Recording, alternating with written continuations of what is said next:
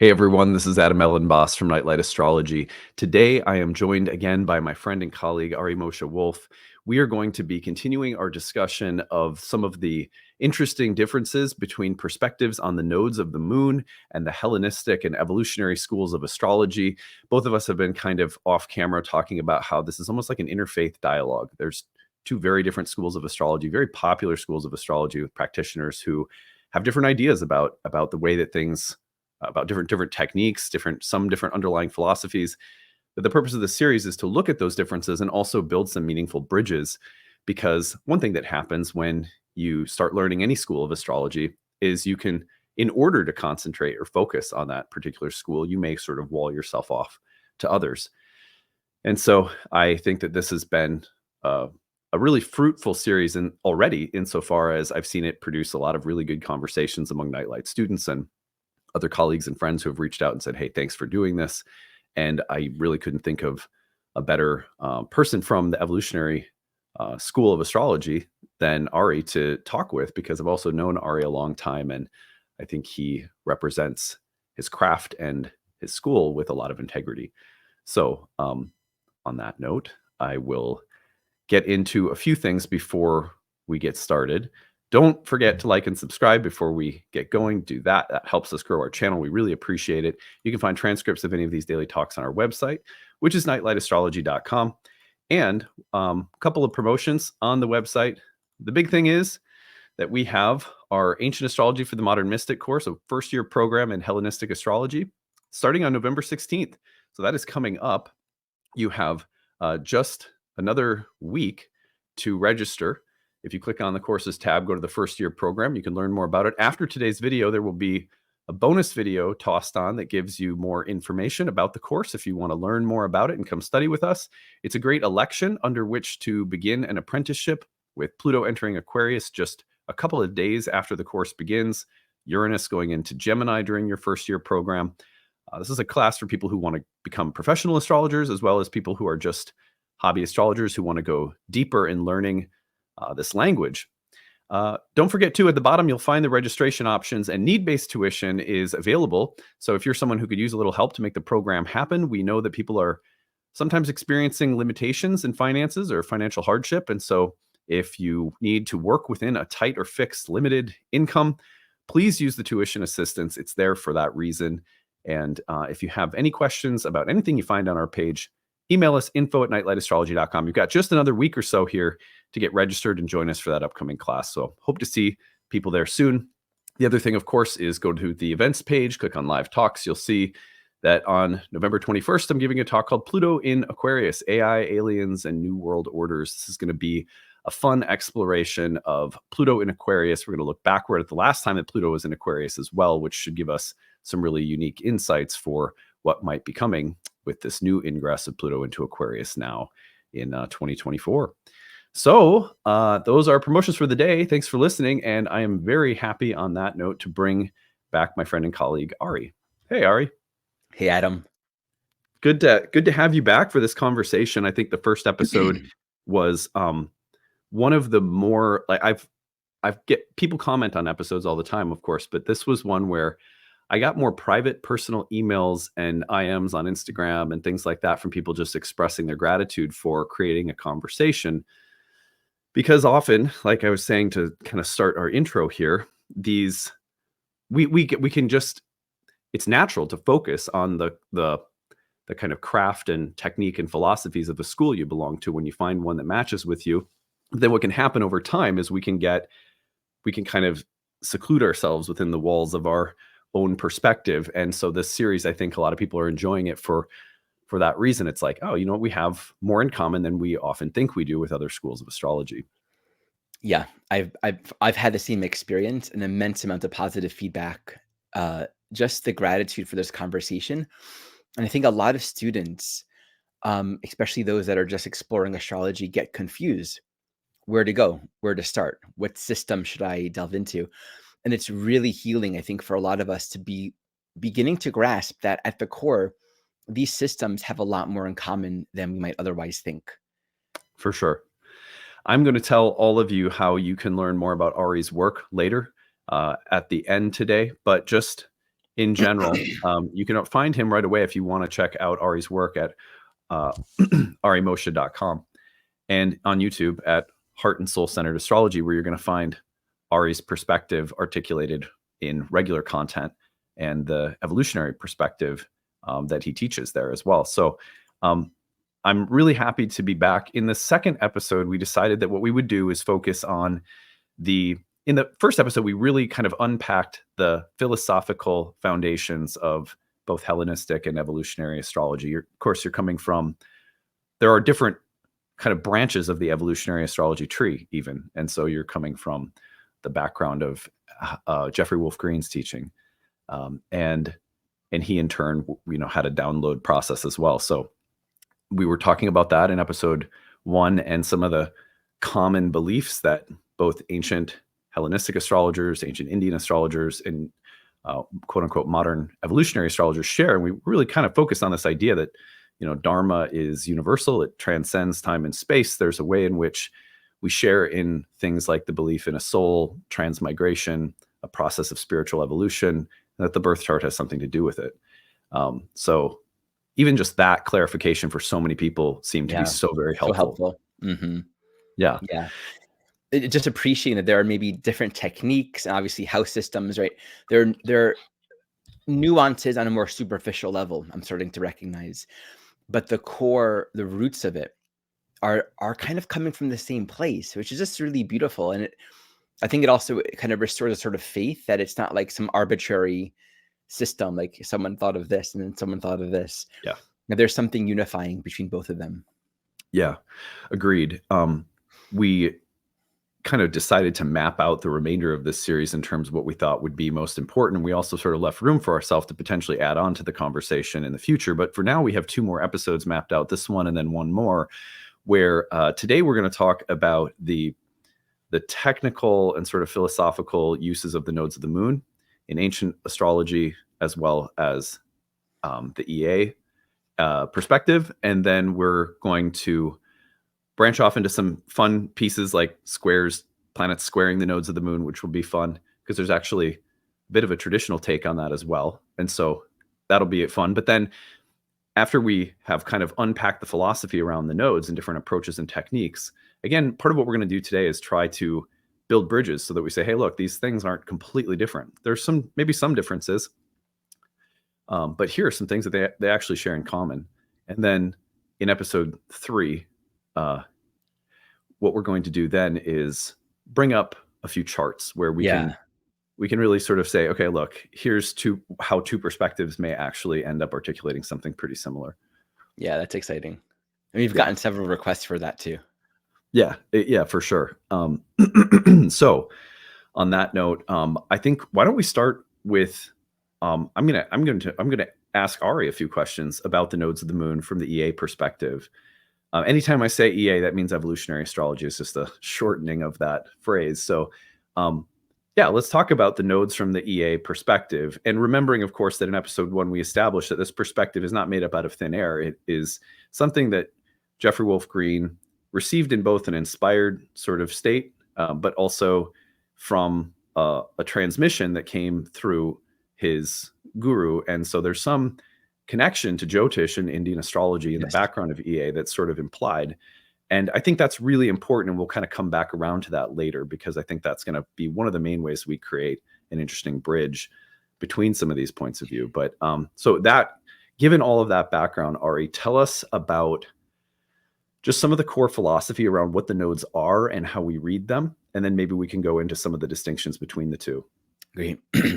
So considering that we're speaking about the nodes of the moon, let's just briefly touch upon the moon. Think about the moon as how, on one level, we're receiving early emotional imprinting, how it's like a filter through which we're going to emotionally integrate our experiences. So you can think of the moon and whatever moon placement we have. Here we are, an adult. You can look at that and have a general sense of, okay, there's a sort of emotional imprinting that conditions your own identity, your sense of self. And that's going to be the filter through which we're internalizing all experience. Like the way in which a Taurus moon will orient towards security and self, nurturance and grounding, a sense of safety in this life, is very different than how an Aquarius moon is going to be doing that. The south node of the moon is the same thing, but it's not like this is the mother that took care of you and your current life emotional imprinting. It says, how have you come to know yourself and develop a sense of self and identity prior to this life? So contained within the signature of the south node are memories within the soul itself, not consciously recalled, relative to who we've been. Now, who we've been is not important in terms of like literally the person we've been, but the identity structure. So we define and understand identity and self-concept, self-image, and even ego construct as a projection of self, right? It's an image of ourself. My identity is literally like to have an identity isn't definitive of who we essentially are. It's descriptive of what we're projecting ourselves to be. So the self-concept, the self-image, our sense of identity, the identity structure corresponds to the south node of the moon, who we've been in prior lifetimes that done conditions our sense of who we are coming into this life, right? This is a strong case for we come into this world with a pretty strong sense of self already existent. And obviously there's relevance to our current moon placement, meaning that doesn't come out of nowhere. But you actually need to understand the moon in context with its south node and to see that actually this human identity structure, my sense of self, doesn't come out of nowhere and it doesn't exist in a vacuum. So along this soul journey, you can think of the formation of identity, the sense of who I am, as being a vehicle that we utilize for our evolutionary purposes. And what that means is I'm going to create certain kinds of life experiences to do the learning, to do the work, to do the evolutionary work that I'm here to do. Without that, identity has no inherent purpose, right? It's like the soul doesn't come into an incarnation with this idea of I'm just going to try out a bunch of lifetimes being this kind of person or being this kind of person. I'm looking to get something out of it. Right? Every ego structure creates a pathway through which I'm going to have certain kinds of learning experiences. I'm going to grow. I'm going to evolve.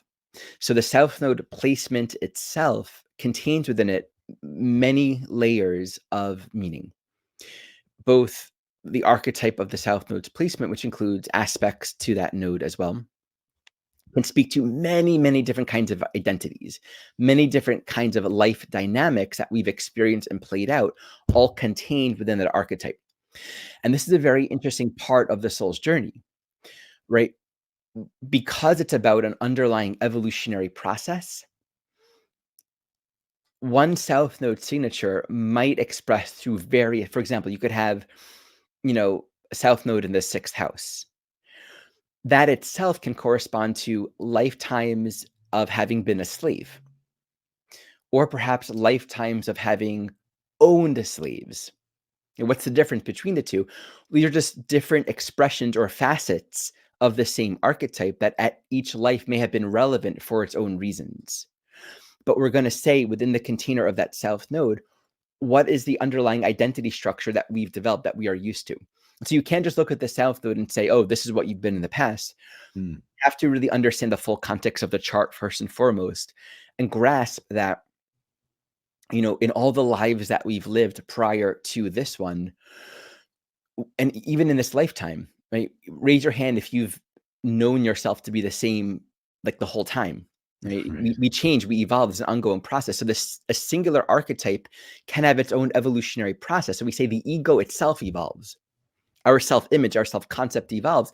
And this often will happen by way of experiencing different elements of human experience and then realizing, let me try this now.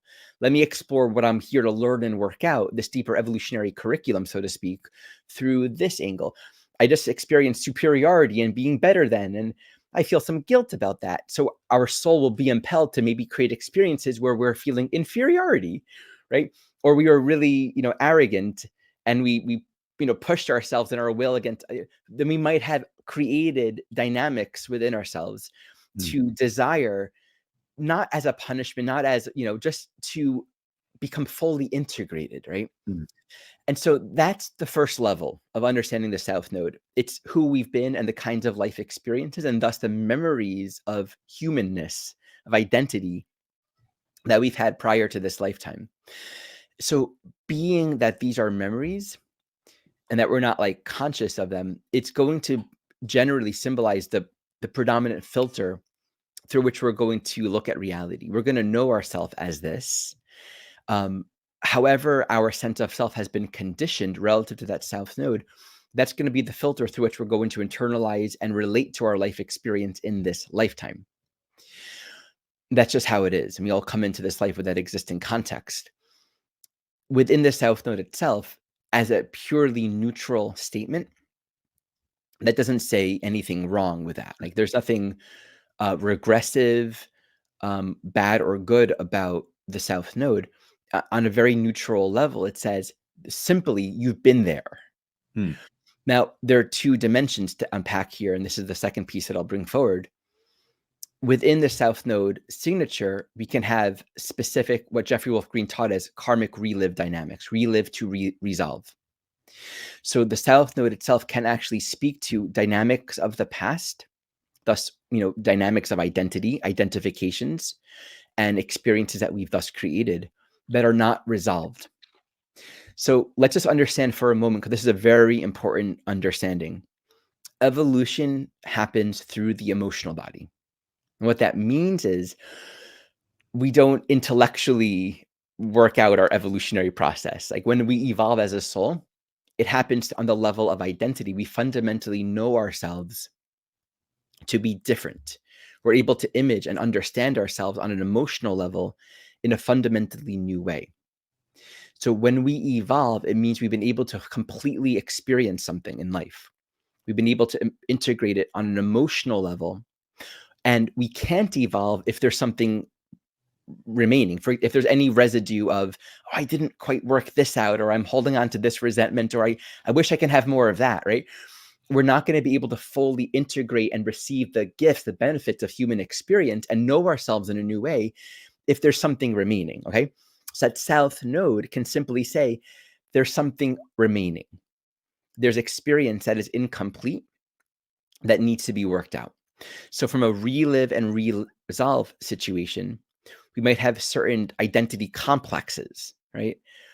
That will simply speak to attachments or behavioral attachments of identity that need to be worked out. So we'll recreate situations in this lifetime in order to work out these dynamics. Hmm. And in a sense, it's like that's built into this lifetime, right? You can't avoid that. We pick up in each lifetime relative to where we left off, and it's not always like a linear. But this lifetime is relevant to whatever prior lives that it is relevant to, and we pick up relative to where we left off, relative to those past life evolutionary themes. And so we have to address that. And so the life circumstances might be very much built around resolving these dynamics of identity so we can bring it to completion. The other is a sort of fruitive dynamic where there are certain gifts and developments that we've been cultivating, right? Fruits from the seeds of the past that are needing to be harvested, but it's the same thing, meaning we have to harvest them and bring them to completion so they can be integrated. What happens when we're not trying to resolve the past, so to speak? The south node is just there, right? It's just an integrated um, experience. It's something that we've done, that we know ourselves to be. We've been there. We're integrated. We're balanced with that, which also fundamentally means, because it's a polarity, going to be in a balanced relationship with embracing the north node. So let's talk about the north node. The north node in the EA paradigm is taught as an ongoing evolutionary direction for the soul. It corresponds to experiences that the soul is wanting to have to further its own evolutionary growth. And again, because this is about evolution, we're not here to stay in any polarity. So that north node is always going to represent there's something more to evolve into. I'm wanting to experience something new in this lifetime. So both corresponds to there's more to do. There's an evolutionary curriculum here.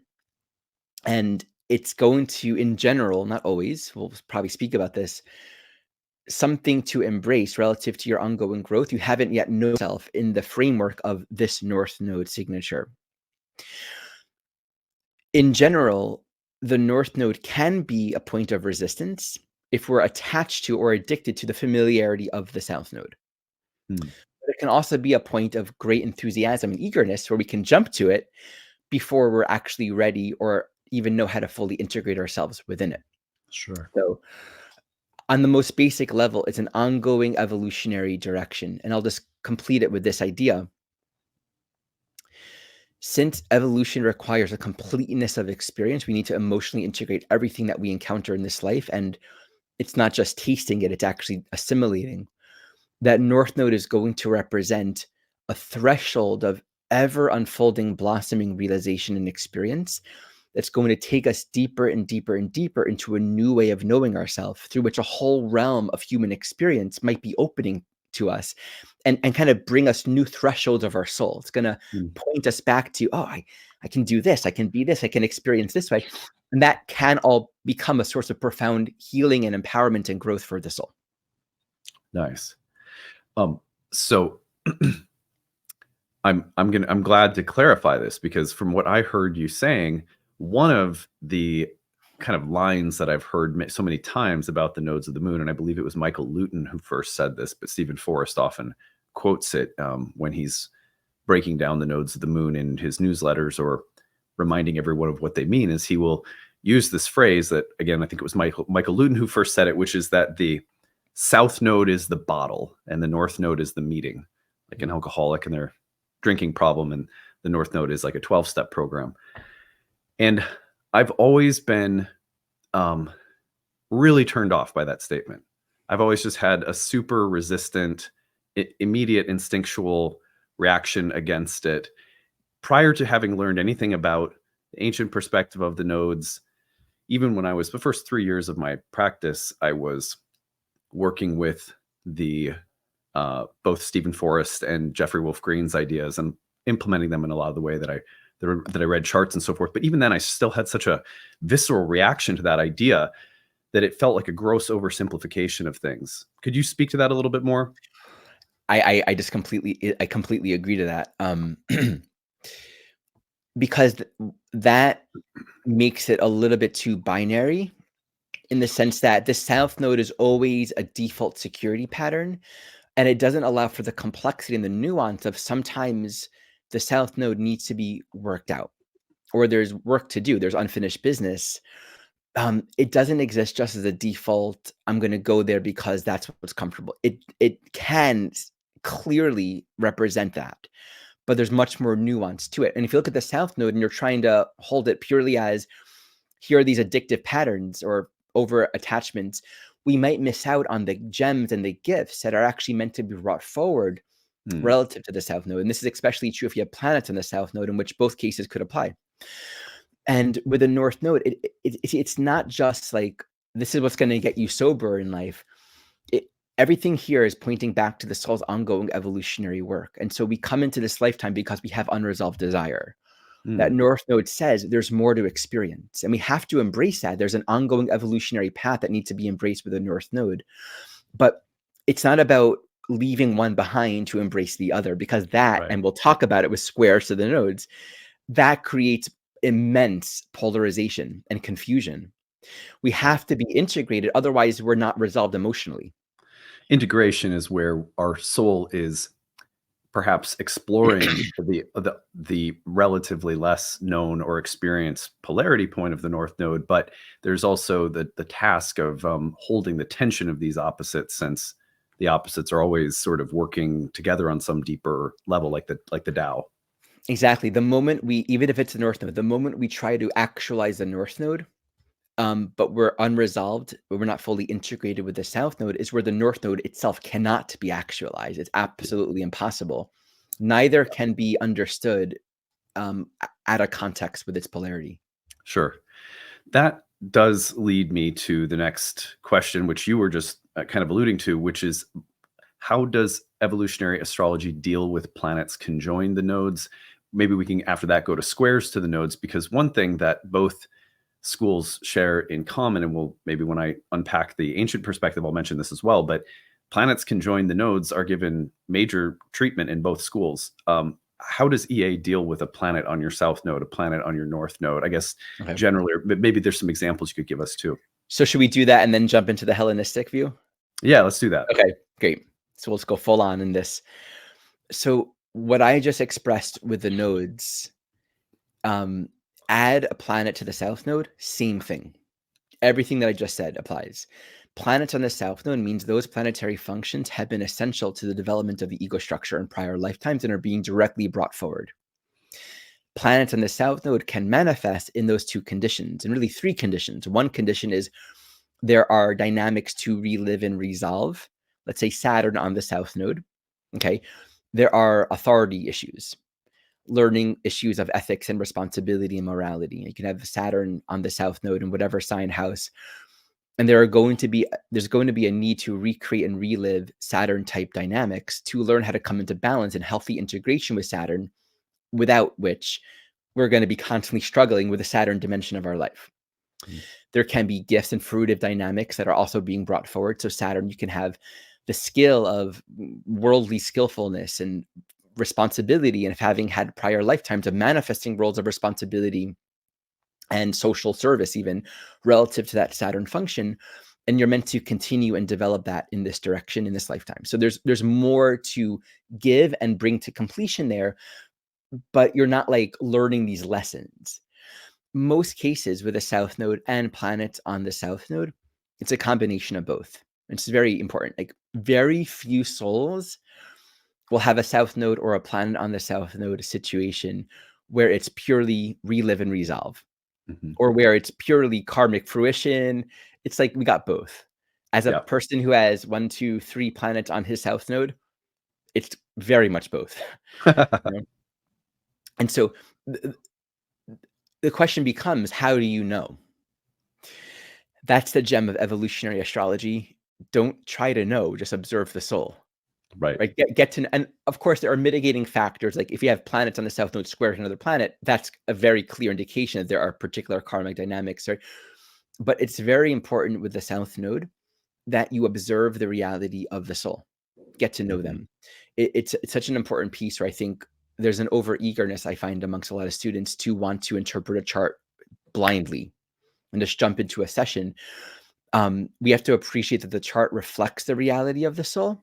It isn't causative. So you can have several people with the same chart, and that those dynamic can be reflecting different karmic situations for each individual soul. So it's Yeah. important that we don't judge. The other nuance, and maybe I'll just mention this just to bring it forward, but I won't go into it deeply. There is a difference as to whether the planets on the south node are moving to join the south node, moving conjunction, or if they're separating from the south node. Simply, that just speaks to different stages along a cycle. In EA, we look at aspects relative to where planets are manifesting within a construct of time, right? In time, what's the developmental phase that's being played out? So if it's balsamic, if it's completing a cycle to the south node, that means there's a cycle of developments that are being brought into completion. If it's in a new phase for the south node, it means in this lifetime or in a recent life, a new cycle relative to past development is now being initiated. And in both cases, we can still have the relive, resolve, and fruitive dynamics that I mentioned. So Got it. um, we have, let me give a fun nuance here. So this is again the beauty of looking at the chart in our life from a soul perspective. We addressed this in my training program recently, where we're learning this very topic right now. Let's say you have Saturn in Aries on the south node. We can have a soul who, let's say in past lifetimes, was a very strong leader, but maybe sort of like a dictator or very controlling or very tyrannical. And so they misused their authority. They were judgmental and pushy, and they needed to be right, my way. So there could be a sort of violence or harshness and a judgmental quality. If that's been a pattern of identity within the soul, there might be a sense of guilt or shame relative to having acted in that way. You know, they can end their lifetime realizing how harsh and judgmental and violent they've been, and they inwardly tell themselves, I don't want to ever judge again. You know, I don't want to misuse my authority ever again. And so they're born into a lifetime where, let's say, their father is incredibly harsh and is, abusive, judgmental, and doesn't allow them to express their own will. They don't have any freedom. They can't. If they do anything wrong, they'll get punished. So early life, they've had a situation where their Saturn is repressed. They can't express their energy. They can't access their own authority. They're being suppressed by some other authority figure that's controlling them and is very violent and angry. So they might want to act out. They might want to scream, but they can't because they're a child. And if they do, they're going to get punished. So they develop a complex now in life where they're entering into a relationship, and someone disagrees with them or argues with them, and they get very defensive. They get very attacked. They feel very hurt or very violated. And it's like out of context, right? It's like someone simply disagreed, but that Saturn in Aries on the South Node might feel intensely triggered completely out of context because they haven't learned how to integrate that Saturn energy. And I'm just painting this context to appreciate there are so many beautiful nuances to the life experiences that we create so that we can come into full integration and not have anything unresolved. If we've been out of balance with that Saturn energy, we might feel like we're being suppressed or subdued relative to the early emotional conditioning that we've chosen. Saturn itself representing the structural reality that we're born into, our society, our race, our culture, our government, and our parental authorities. So that might be very repressive. And then we come into life experience and we don't know how to express our own authority without getting, So then we had the North Node. Right? In this example, that North Node's in Libra. And so that's going to correspond to I'm learning how to be in relationship as an equal. I'm learning how to listen. But we won't be able to really address that until we've really worked out those Saturn lessons. And so when you have a relive resolve dynamic with a planet on the South Node, we're learning how to do that planet, but with respect to the North Node, Right. basically getting beyond the polarization. So that North Node is going to represent an ongoing evolutionary point of growth relative to that unresolved dynamic.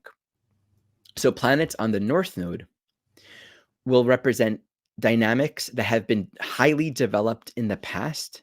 We've been working on them. They've been also a part of our ego development, and we're meant to continue in the direction of that particular planet North Node conjunction in this lifetime. The issue is a lot of people hear that and they think, oh, great, it's like a green light. It's very easy. It is a green light in terms of continue going in the direction of that planet, but it can actually highlight and emphasize the deeper karmic dynamics and lessons and challenges that come with that planet. So like Pluto on the North Node, for example, means your life is going to be highly focalized around those Pluto evolutionary lessons, which can be very difficult, but you're meant to continue. And the main difference is if it's a South Node dynamic, we're bringing something to completion so it can be integrated. If it's a planet on the North Node, we're not bringing it to completion. We got to keep on going there. And that's the main difference. Nice. That also is another clarifying point for me. Two things I want to say here. One is because if we look at it from this perspective, we've talked about this before, like Lance Armstrong was an example chart that you and I were discussing like off camera and through emails and stuff. He has the North Node in Mars conjoined. And from the traditional perspective, that can be sort of problematic for a variety of reasons. Maybe we can unpack in a minute when I present the traditional perspective. But from this perspective, there may not actually be an incompatibility from the way in which a traditional astrologer would look at that Mars North Node and say, ooh, that might be difficult. He is learning a lot about competition, athleticism, victory. The martial energy is very important from this perspective, from an evolutionary perspective. Doping, cheating, winning at all costs. Exactly. Yeah. These are problematic issues that come with that North Node, but that doesn't mean that we can't think about it so simply as though that just means the North Node and Mars are bad. It means there's an evolutionary purpose at work in those impulses that's being worked out. Exactly. More often than not, I see a planet on the North Node as being a highly stressed and emphasized area of that soul's journey that wants to be brought into an immense amount of self-awareness and wisdom. Yeah. Yeah. See, that's where I think we can build some really cool bridges eventually, because that's the exact part that I've been scratching my head about when I'm only being fed and only hearing in the echo chamber of social media that the North Node is good and the South Node is bad, Right. right? Because there's nuances like that where it's like, wait, this is more complicated, So yeah. But the other thing I wanted to mention just really quick is that you were talking about the situation with Saturn on the South Node in Aries Yeah. and then the North Node in Libra. And when you said it's both a unresolved kind of thing, maybe a fruitive kind of thing. It makes sense to me that a person who has been, because I've seen this in my counseling practice many times, the exact example, in fact, many times you have people who have experienced tyrannical authority figures, let's just say, Exactly. and so on the one hand, there is a need to recover some sense of agency or sovereignty or personal power, but there's an overcompensation that can happen because of the wounding and the baggage.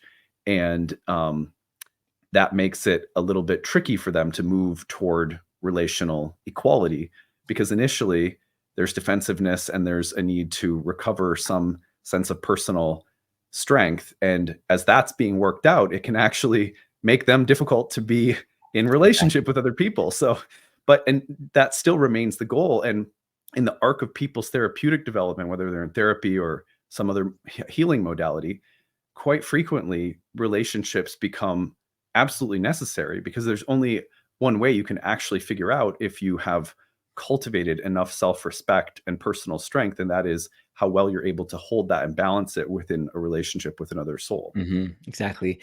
We can say the relive, relearning situation would be consider your responses, act responsibly, act with thoughtfulness and aware of consequence. So you feel something, take a moment to consider what are the effects of my action. Like that right there brings us into that Libra. I'm aware of other people, or hey, what I'm reactive, but actually, what did you mean when you said that? So that can be, all these necessary learnings and learning how to be in a balanced place with one's authority and one sense of I'm okay. I know who I am. I'm secure in my own self. All these core Saturn Yeah. dynamics. What's so interesting about that is that this is where I think there's so much room for really meaningful conversation around dignities and Mm, what dignities meant to ancient astrologers versus what a lot of people think they mean. For example, Saturn traditionally said to be depressed or in its fall in Aries, exalted in Libra. Well, it's for exactly that reason, where an evolved and more, let's just say, a more evolved and quote unquote benefic uh, Saturn is one that is structured but fair and mm, balanced and sort of sensitive and aesthetically pleasing, like a well-arranged piece of music. Uh, Care mm, and concern for others within structure, authority that has a concern for equality. mm. That's your beautiful Saturn. Saturn in Aries, not that there are beneficial and problematic things about both as well. Ancient astrologers weren't like so prescriptive, but whereas the Saturn in Aries will often present as major problems around will and authority. Mm. And so the dignities there would be a part of how in the traditional view, we would cue into some of those same dynamics using a different technique, right? Because the natural polarity of Saturn across Aries and Libra would be thought of as at work in the rationale for why Saturn is sometimes problematic in that sign. Does that make sense? Yeah, so I have a question on that. This is one of those subsidiary topics that we were hoping to address. So here we are. So maybe we can do this, and then I can learn more about the nodes. Um, so I never understood this, and maybe you can help me understand this because I think where I notice a judgment of mine come up when I hear like dignities and detriments is it just feels too simplistic. So I'm Yeah. like, I must be missing something, right? Yeah. So I think of like Saturn and Libra as like, well, that can be a whole lot of issues around social repression, like repressing oneself based upon who do I need to be liked or to be agreeable, or a block to intimacy or true listening because of all these constructs or ideas around how we're supposed to behave or who we're supposed to be. I have difficulty seeing one more potentially repressed or challenging than the other. So help me understand how are these ideas applied in a way where it doesn't become sort of an initial descriptive of something that's good or bad? Yeah, that's a really great question. I mean, that like we could do a whole episode on dignities. But yeah, so like dignities are first and foremost, dignities are part of a language that is meant to describe the relative experiences of karma in the material world in the way that human beings generally value them and place Okay. value on them. Okay. Okay. So we have to first understand that it's describing a consensus reality in which I'd rather get money than lose money. So, stuff like Okay. that. Okay. And from that level, the rationale is really about certain kinds of archetypal tensions that are thought of as more conducive to things that people like versus things that people don't like. So, for example, Saturn is in its fall in Aries, in the sign where the sun is exalted in Okay. Aries. And then the sun is in its fall in Libra, where Saturn is exalted. So those two dignity categories work together because they basically say the sun in Aries is very happy there because there's this growing sense of strength and freedom and fertility and potency in the beginning of spring, right, as the light's rising. And so put Saturn in that environment and it becomes problematic. It becomes problematic because the sun is so unbound and so free and luminous, and Saturn tends to negate and restrict and so forth. So it creates a kind of tension. Many of the ways in which that tension will manifest people will describe as difficult or tense or problematic. That doesn't mean anything when it comes to the soul context, or there are many Right. instances in which that may be a strength or weakness psychologically. You could use someone with Saturn in Aries might have the qualities of someone who is truly humble and has a very sensitive understanding of power dynamics, right? Probably because this is where the dignity comes in most cases, that person, although they're embodying a very positive sort of side of Saturn in Aries, they will probably have embodied that because they will have knowledge of abuse of power. Okay. So the abuse of power is still sort of baked in as the difficult part of the dignity. Right. And then the opposite could be true, and the sun in its fall in Libra is in the place where the darkness and the autumnal power is growing. And Saturn is the dimmest, most distant planet that is associated with darkness. And so where the sun is sinking in its fall, it's very seasonal, right? And then Saturn in darkness is growing in strength. Mm. That one's a little bit more nuanced to explain because there's some really interesting things that have to do with judgment and death and Mm. karma and balancing, the soul going into the underworld and its results being judged. Mm. Saturn is sort of the lord of karma in that place, is very happy. But that Saturn being happy in and of itself is a tricky thing to describe because Saturn's already considered to have some features that are difficult for, like, people describe Saturn as difficult for a variety of reasons.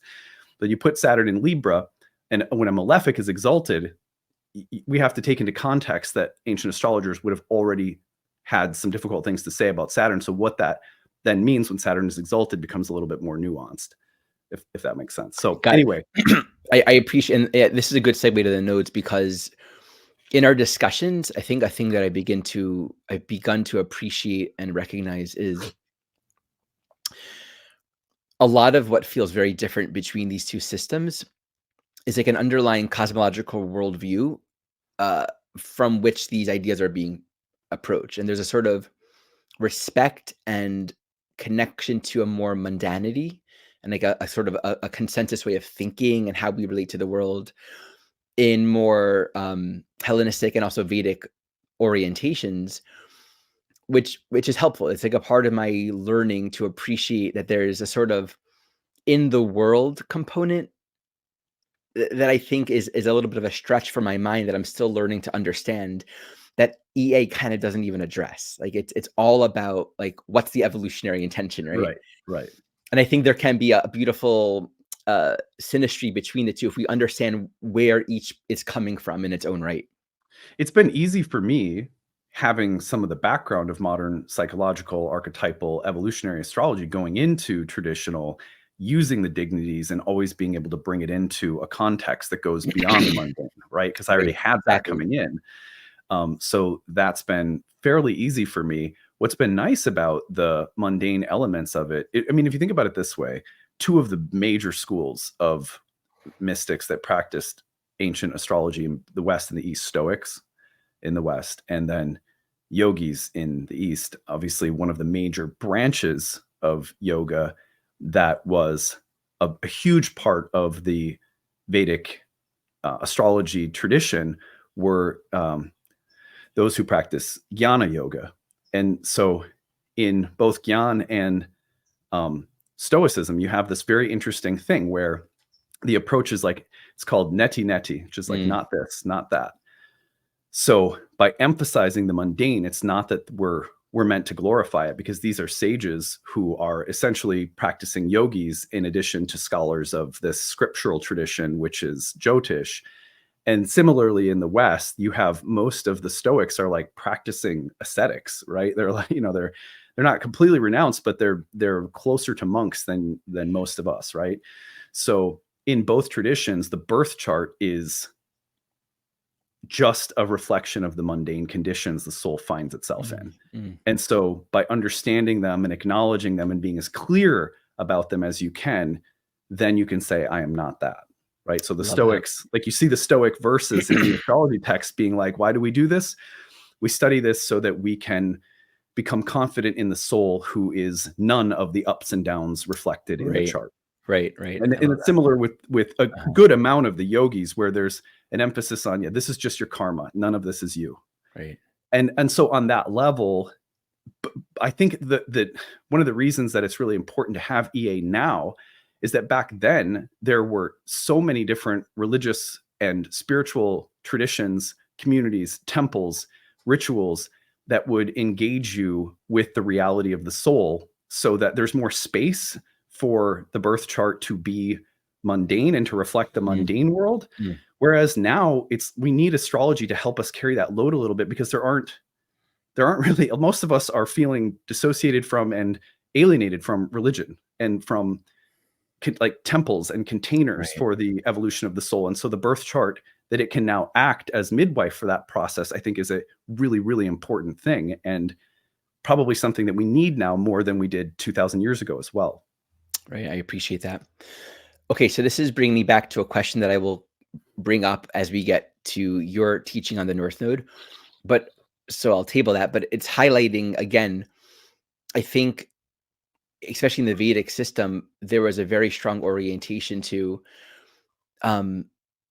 seeing this human life as about like evolve and wake up as soon as possible, right? Like, don't get sucked into the materialism. So I can appreciate how again, it's a stretch for my mind to continue to explore this, where there's just sort of a more matter of fact looking at things. And it's more about getting beyond the trap of this material world. Yeah. Yeah. Much more of an emphasis. And I think the other thing that comes with that, that's not necessarily healthy, or it's not the same. We're not living in the same world today either, where whether you want to say that we aren't at the level of consciousness yet, where people are ready to take to an ashram, most of us are going to have to do our evolving through experience rather than going up to an ashram on the top of a mountain somewhere. And I think what EA does is it also really sanctifies and says, wherever you are, whatever life you're living, whatever desires you have that you're exploring, they are a sacred part of your evolution. And there's more of an invitation to find spiritual growth and meaning in the experience of your life. Yes. Yeah. As opposed to just being like, this is the karmic world, you're not it. I'm holding myself. Okay, I'll say this. I mean, there are so many cool things that we were chatting about, but we have the whole idea of the yuga cycle. Should I mention this now? Yeah, sure. Just throw it in. Throw it in. I'm contemplating. I would love to hear what other people think about this too. The origins of, let's say, Vedic astrology, right? I mean, we know all of this stuff from the last arc of us leaving the golden age, right? In the yuga cycle, in these great ages, a 24,000 year cycle, at least according to Sri Yukteswar's account, we left the apex, the sort of the height of the dark age. When we turned the corner at 500, we've only entered the sort of Dwapara Yuga, the next stage at the 1700s. We're just like a couple thousand years, not even, into being away from like the darkest of the dark of a whole 12,000 year downward arc. So all of these like Vedic teachings and all the books and the knowledge that we know about has all been in the last 12,000 years of being downward. So we're looking at the ancient sages that are imparting this knowledge, knowing that civilization is going to be moving progressively into a dark age. Mm. And so that's why we've had these temples and these ashrams and these monasteries leave the world, because it's getting darker and more tempting there. Leave the temptation of how things are going to get worse and more materialistic. And so I can just really understand how significantly it's different culturally to think about what is it like to look at a chart when you see ongoing interaction in this world as a perpetual growing trap Yeah. to get stuck. Of course, you want to leave it behind and protect yourself and go to these temples. Whereas now, with our knowledge of astrology, it's happening with evolutionary astrology coming in, and even in the reintroduction of Hellenistic astrology and other modalities that are just beginning to emerge. We're applying this in a different worldview. We have to appreciate that we're moving up in the yugas. We're actually moving towards. So we're beginning to actually look at this life and human experience as a support. To, like, let me embrace my life as a householder, as a human. This is where my evolution is happening. Like it's a different attitude. Yeah. Yeah. I really appreciate that because, and by the way, just because I know that I know there are some people who listen to this channel who are into Indian astrology and stuff like that. Neither of us are like qualified experts or teachers of Vedic astrology, but we are people who've taken in a lot over the years and listened and been very curious to hear and learn more about Vedic astrology. But one thing I'll say, because I know people will comment on this, different schools will emphasize different measurements of the yuga cycles. So before everyone gets into a big debate about which age we're in or which yuga we're in or whatever, I just want to just honor the perspective presented and that it's interesting to think about it that way, regardless of how any of you out there may measure the yugas. Okay. Thanks for saying that, because I got one measurement. There are many others. No, and it's a really interesting one. And it does call into question too, like, how do we end up understanding what a life is for a human soul in a different age, in a different culture, in a different time? One thing that I'll never forget, when I was in India on pilgrimage a few times, something that was said numerous times by one of my teachers was that sages throughout the thousands of years in India will always adjust the way that they teach to time, place, and circumstance. Mm-hmm. Dharma is Dharma. They're not changing Dharma, but they will make sure that they're receptive to the consciousness of the audience and the way that they're teaching. And that was a way that a number of teachers that I had used to explain why it almost looks like one sage will contradict another. And it's like, well, there are actually some really interesting reasons why this teaching may have been appropriate for this audience. And I always thought that was really interesting and very compelling for me personally, because I know, teaching classes, as I'm sure you do, that the way I will teach a concept will differ depending on why and how someone's asking a question about it. Yeah, and it's sort of like I'm adjusting things to try to help someone access something at the core of the technique or the concept.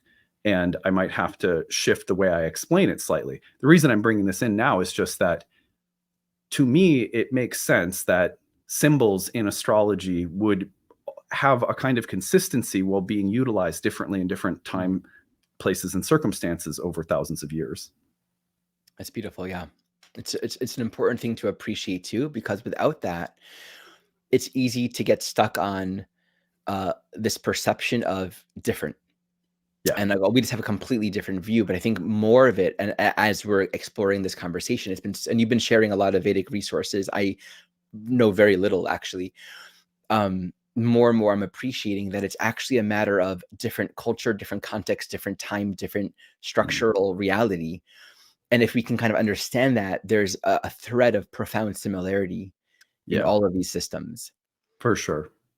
So let me ask you, talk to me about how you work with the nodes from a Hellenistic perspective, as well as planets on the nodes. Yeah, totally.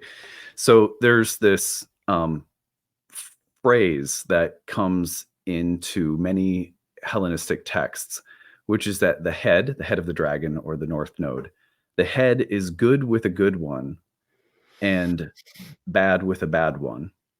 And the tail, that would be the south node, tail of the dragon, is good with a bad one and bad with a good one. And it's like, that's such a riddle. Like, what does that even mean? But what they're describing, first of all, one of the major ways that ancient astrologers interpreted the nodes were less in isolation and more so when they were in conjunctions with planets.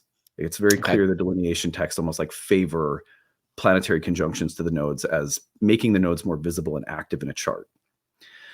Not that there couldn't be just nodal interpretations on the angles or in certain houses or whatever, but you definitely see an emphasis placed on planets conjoined the nodes.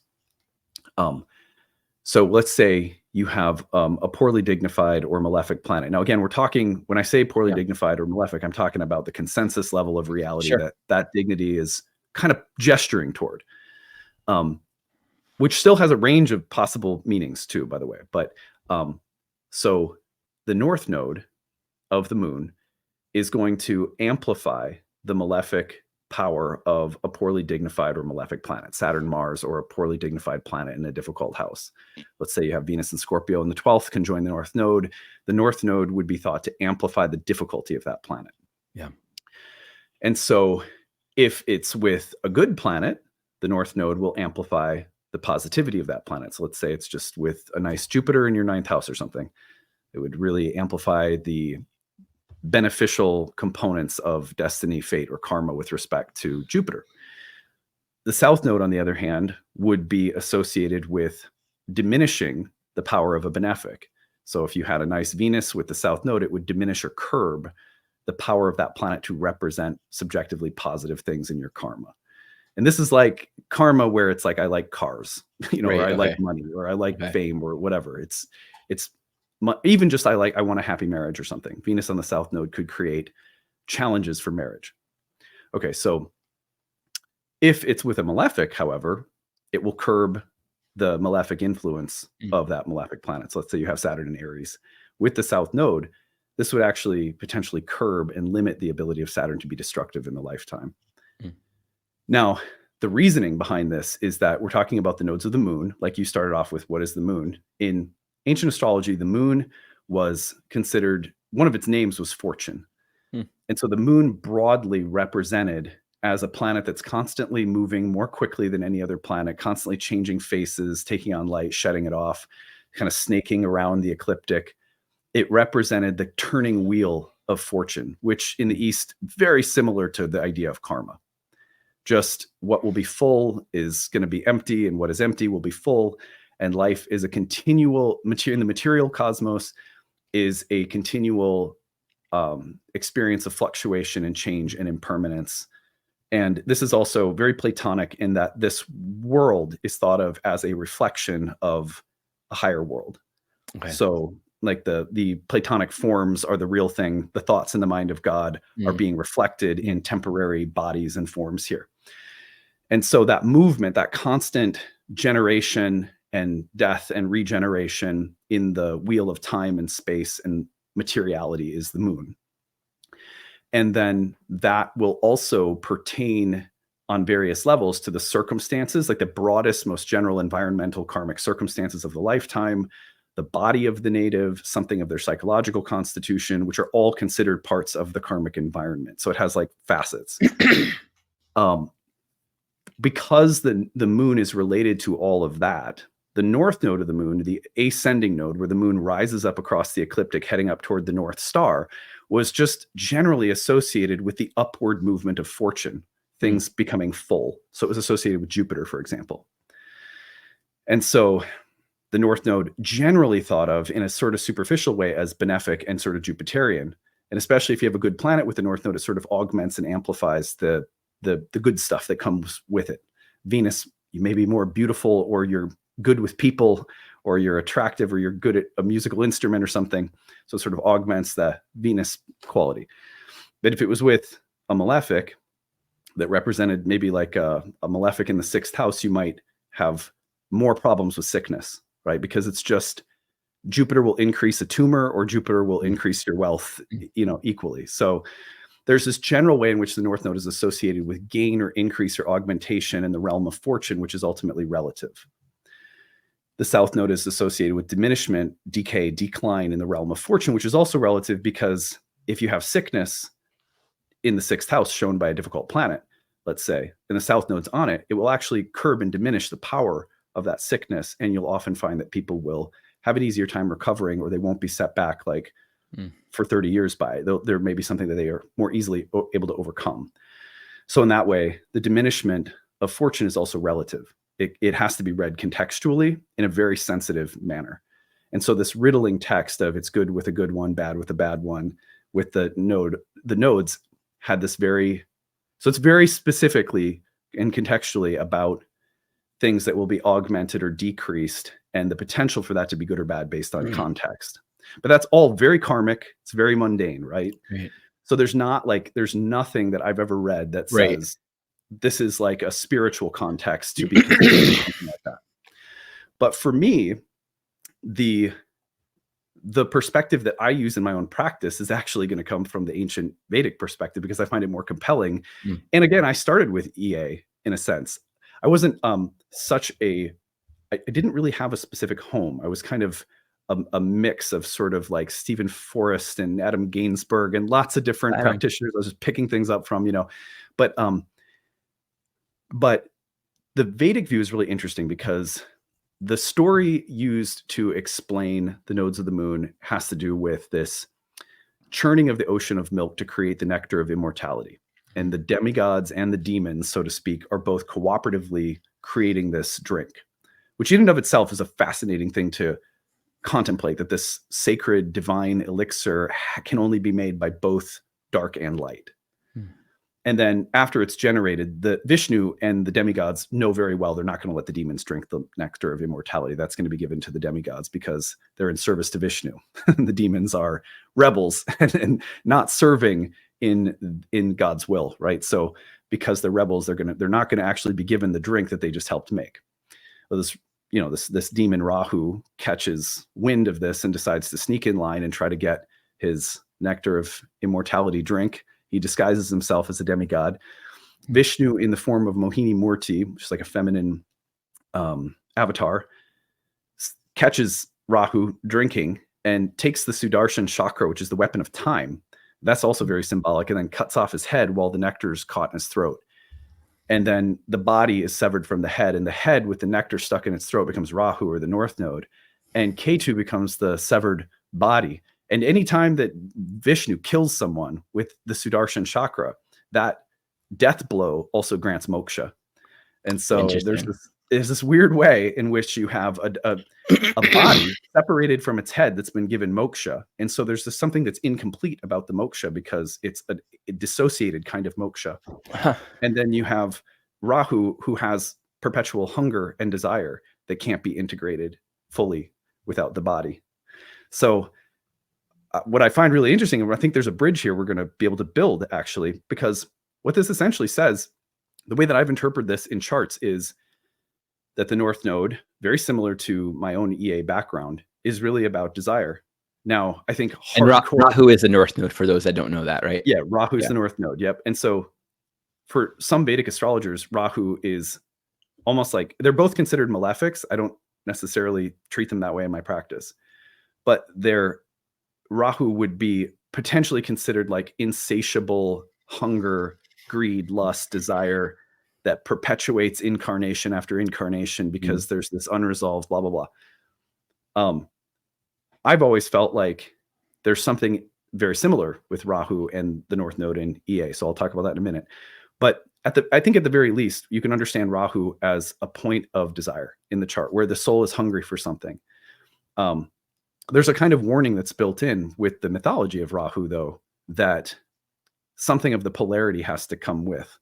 One of the astrologers I sent you a video on, just to show you this view that I appreciated, his name's Victakara, and he said, he's a Vedic astrologer who said, I like to think about the task of the nodes as putting the head back on the body.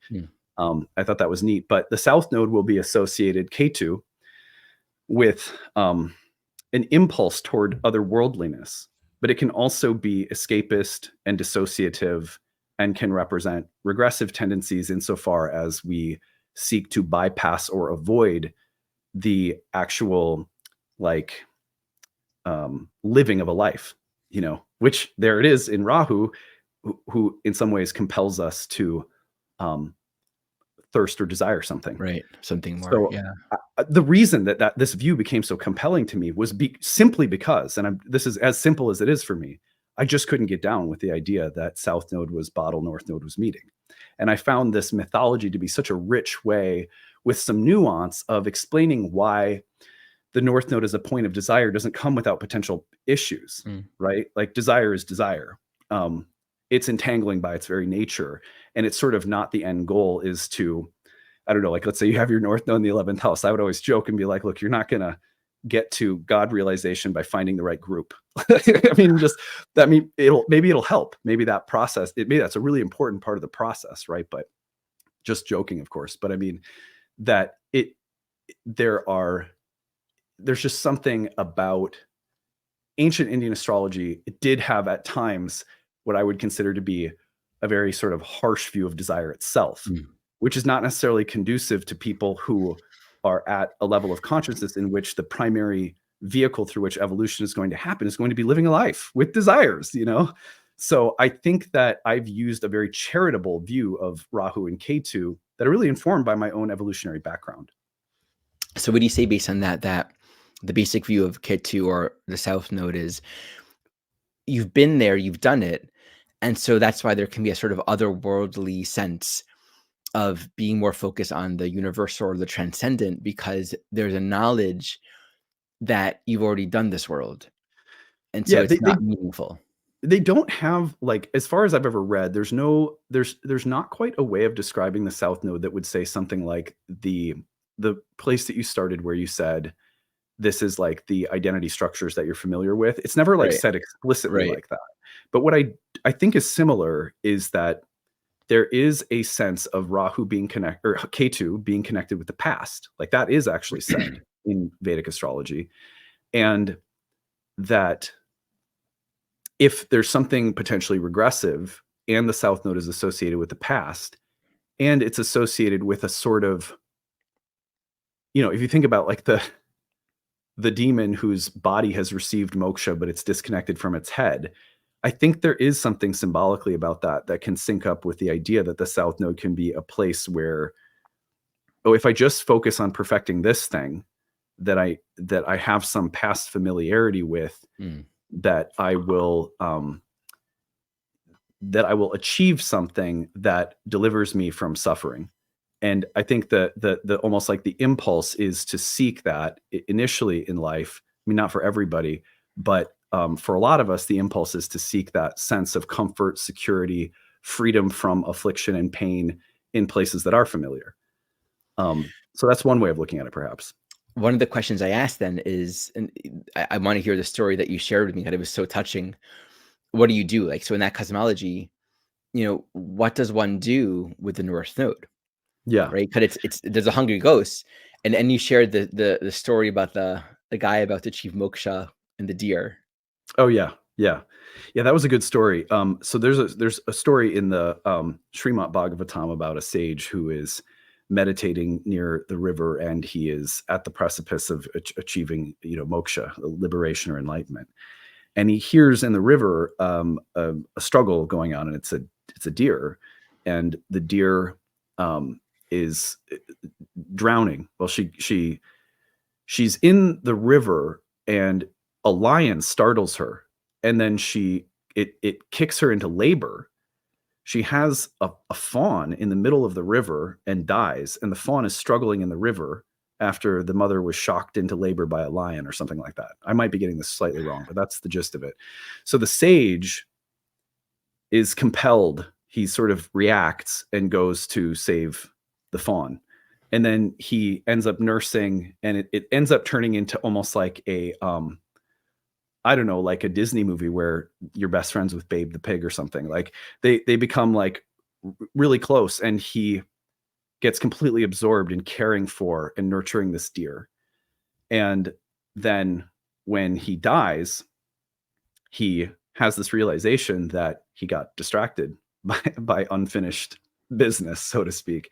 And then he's reborn as a deer, but he's reborn as a deer right next to an ashram. And he completes the process of moksha in deer form next to the ashram, which I thought was very beautiful. First of all, it's cool that you could achieve moksha while being a deer. Yeah, there you go. But anyway, but I guess what I took from that, and I think what we both took from that, is just that I believe that one way of interpreting that impulse in the Vedic chart would be Rahu. Mm. That doesn't necessarily mean his impulse was bad or evil or completely selfish. Like the impulse to, it's just such a beautiful irony of the story that it would be an act of compassion, right? That would perpetuate another lifetime. And there's a lot of remediation techniques that I've read about in various Vedic texts. I have a whole shelf full that talk about the best thing you can do for Rahu is be careful that it isn't simply representing selfish desires, that you honor and recognize the desire, but channel it towards something that serves the whole.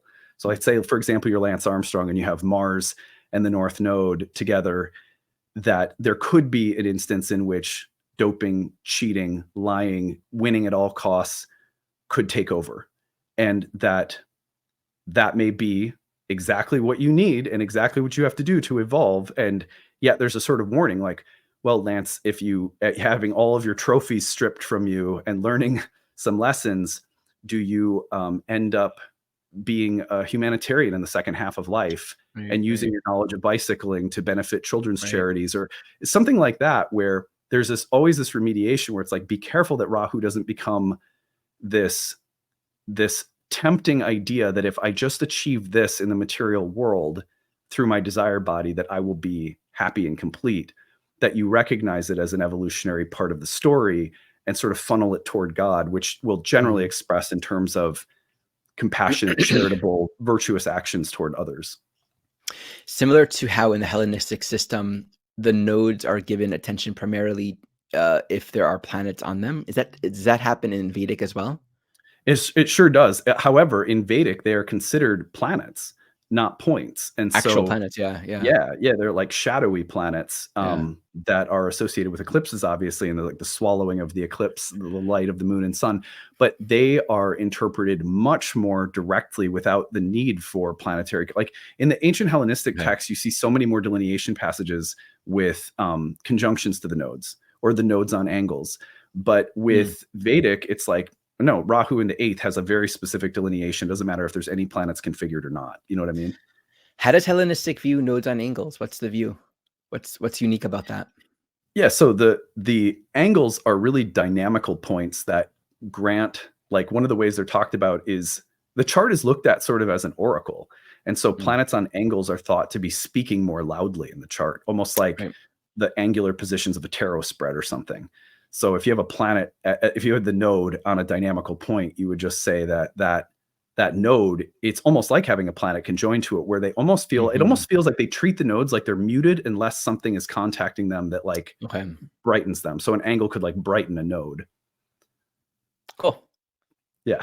It's similar. I mean, obviously we don't regard it as muted otherwise, but it's similar in EA. A node on an angle is definitely going to, on a superficial level, it's going to emphasize, but what it speaks to from a karmic point of view is the correspondence to cycles. So each quadrant or each angle initiates a whole new area of life experience. Nice. So that quadrant or that house or that initiatory cycle is going to be emphasized relative to that angular polarity. Oh, that's cool. Yeah, that's really neat. Yeah, I feel like what I want to do before we run out of time, because I know you're a little limited here, I want to talk just briefly about what I think we could say that I think probably the furthest apart is going to be the straight up sort of mundane reading of the nodes relative to increase or decrease in fortune in Hellenistic and EA. I'd say EA is much closer to the Vedic perspective.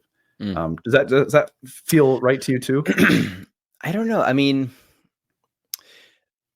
in regards to, for example, like Venus on the south node versus like Saturn on the south, like those views of like bad becomes good, good becomes bad.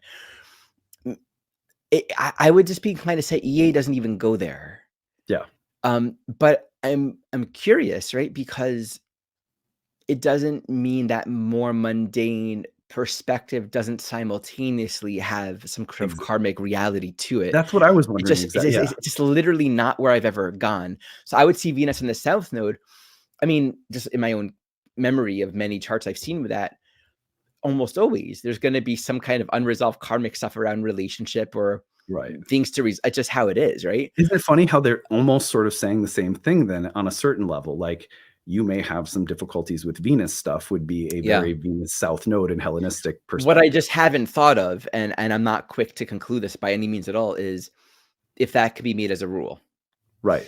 I'm inclined to say no, and that thus would Right. be a difference. But I would obviously need to just like objectively look, you know? Well, I think one of the reasons you would need it to not be a rule is because you have so many other contextual factors that are crucial to the EA Absolutely. Yeah. theory, and so the context is gonna be super important. In the same way for me, I have multiple considerations like the sect of the chart or the dignities of the other planets or Mm, what it is the benefic of sect or out of sect, what house is it in.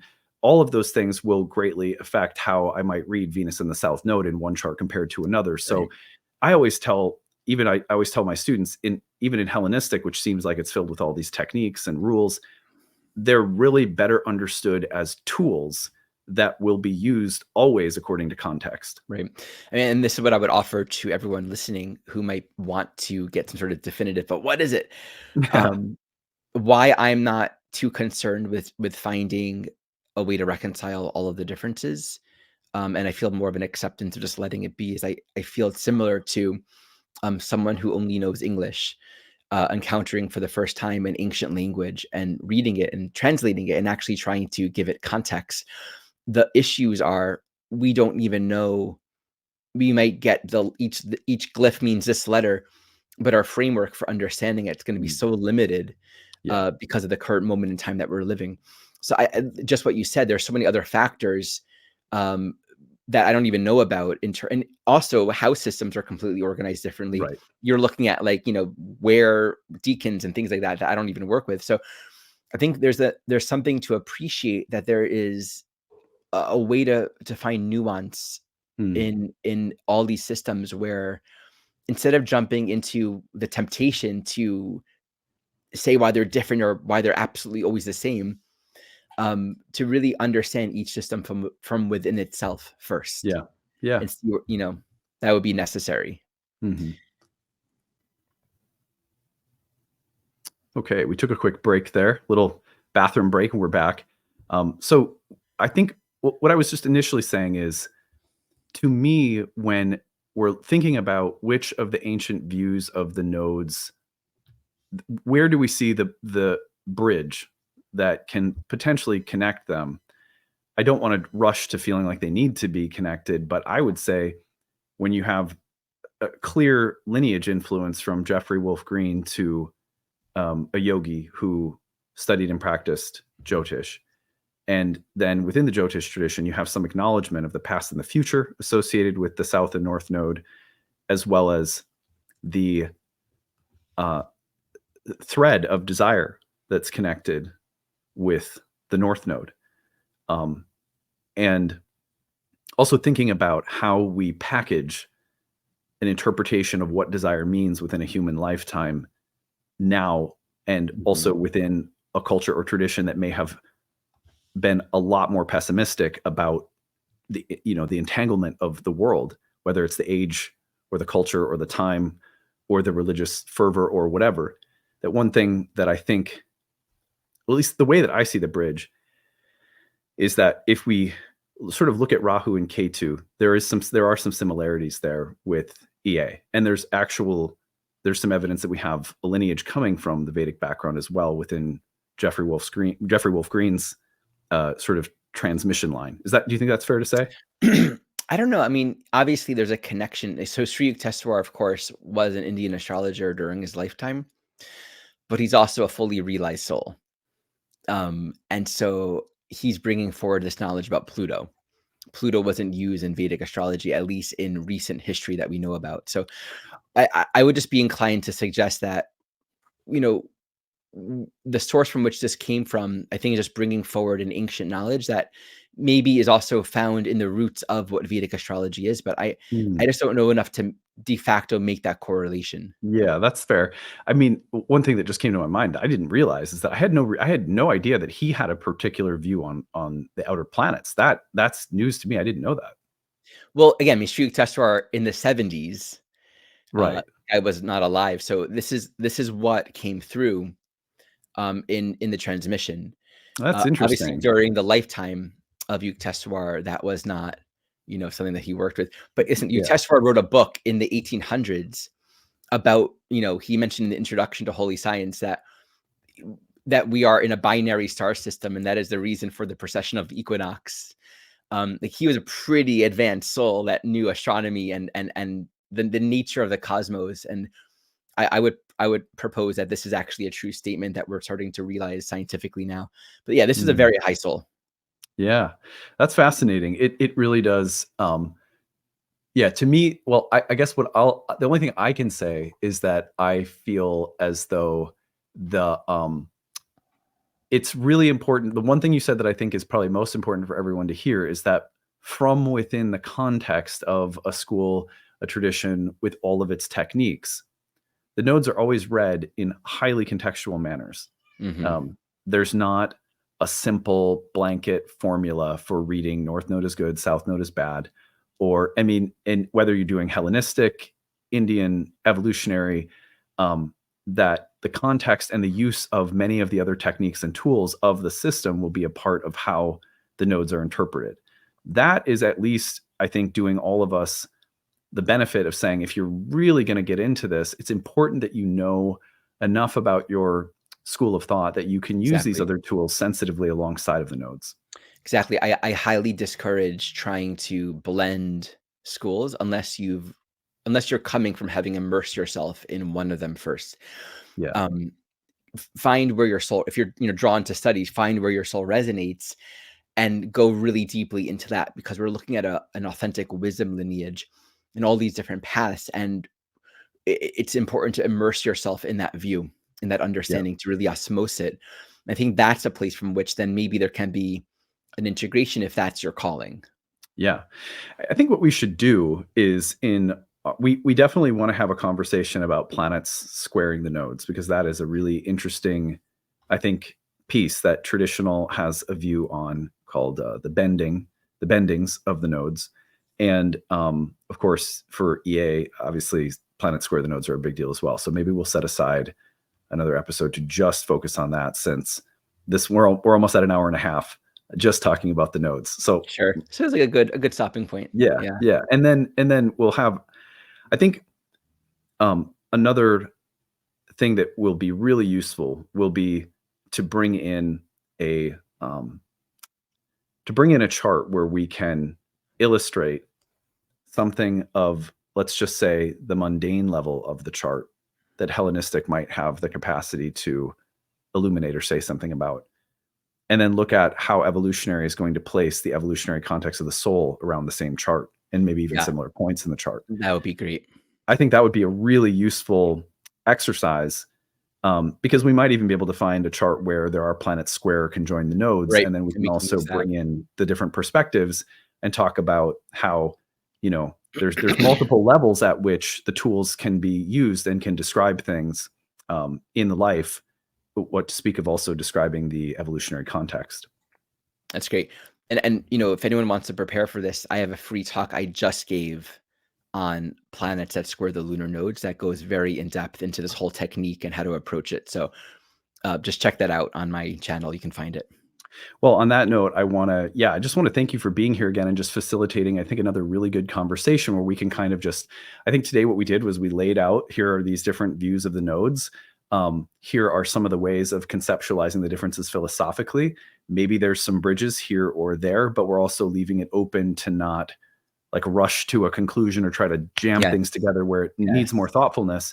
And also just overall emphasizing something I'm really going to take with us today is emphasizing how nuanced and contextual the use of the nodes is within any system. So all of that being said, you can find Ari at arimoshe.com. if you want to book a reading, take one of his courses, get in touch. You can also find him on YouTube at Heart and Soul Centered Astrology, where Ari's going to be breaking down transits. Like he just did a great video on the Mars-Pluto opposition. And as that is ringing forth in our lives still, as you're listening to this just a couple days after, you could go back and check that video out. I listened to my own placement where he broke down all the house placements, and I listened to where it lands in my own chart and found it to be very resonant with my own experiences right now. So Heart and Soul Centered Astrology on YouTube. Ari, thank you so much for being here and just being so willing to, and generous and willing to like open yourself to my school, and hopefully you feel the same toward your school. Absolutely. And just this is good to do. Yeah, thank you as well, brother. Really grateful to be doing this with you. Yeah, for sure. Well, stay tuned, everybody. Ari and I will be back again, and we'll just see where this series goes. It sounds like we have some ideas for more episodes, and so we're going to roll with it. And yeah, feel free to leave us questions you have too in the comment section. If there's things you want us to address in the series, we're glad to pick up some of those as well. So until next time, we will see you all again soon. Bye, everyone. Bye.